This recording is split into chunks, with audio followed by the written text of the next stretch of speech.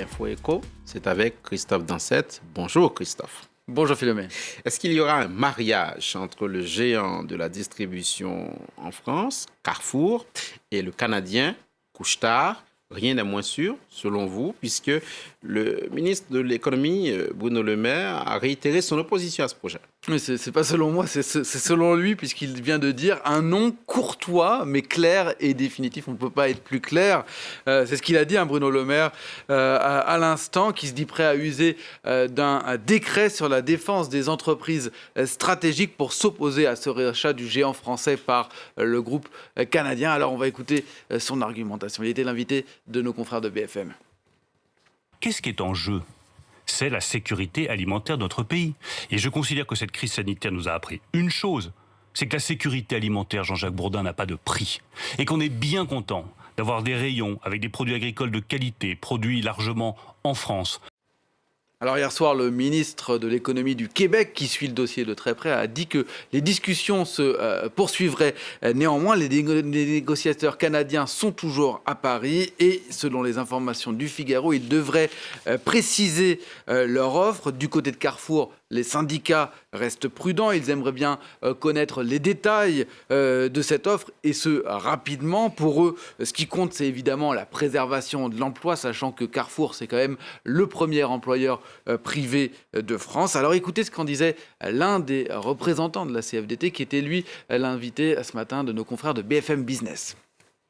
Quelle est la nature du projet ? Est-ce que c'est un projet effectivement qu'on examine de façon financière, ou alors est-ce que c'est un vrai projet d'entreprise qui consiste à créer un géant de la distribution mondiale ?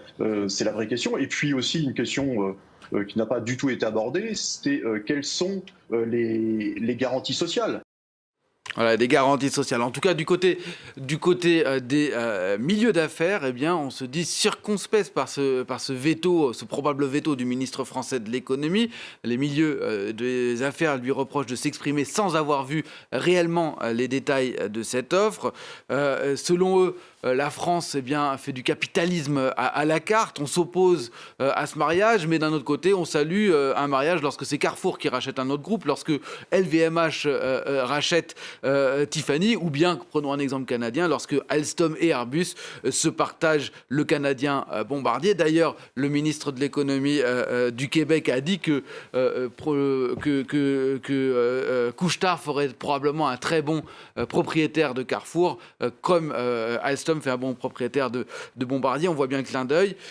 Certains négociateurs reprochent à Bruno Le Maire d'être finalement dans une France qui ressemblerait plus à l'Union soviétique ou à une république bananière, comme si la France voulait donc faire ce capitalisme à la carte. En réalité, on sait bien qu'on est à une année, un peu plus d'un an de l'élection présidentielle et que tout ça est très politique. On a compris que ce mariage, s'il a lieu, ne s'annonce pas sous les meilleurs auspices. Du coup, Christophe Dansette, comment réagit l'action Carrefour? Eh bien, elle avait beaucoup augmenté en apprenant l'offre et là, évidemment, elle baisse. Hier, elle avait peut-être un petit peu limité la casse, mais les propos de Bruno Le Maire sont très clairs et on voit là ce matin, elle perd près de 4%. De manière un peu plus générale, les marchés ce matin européens ouvrent en légère baisse. On a ce CAC 40 qui perd 0,48% à l'ouverture. Le FTSE et le DAX autour de 0,3%, pénalisés par les inquiétudes qui persistent sur la crise sanitaire, avec en particulier, vous en parliez Philomé,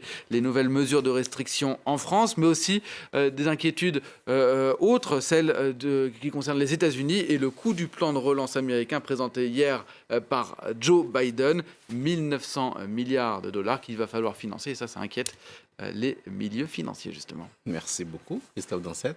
C'était l'Info Éco dans Paris Direct.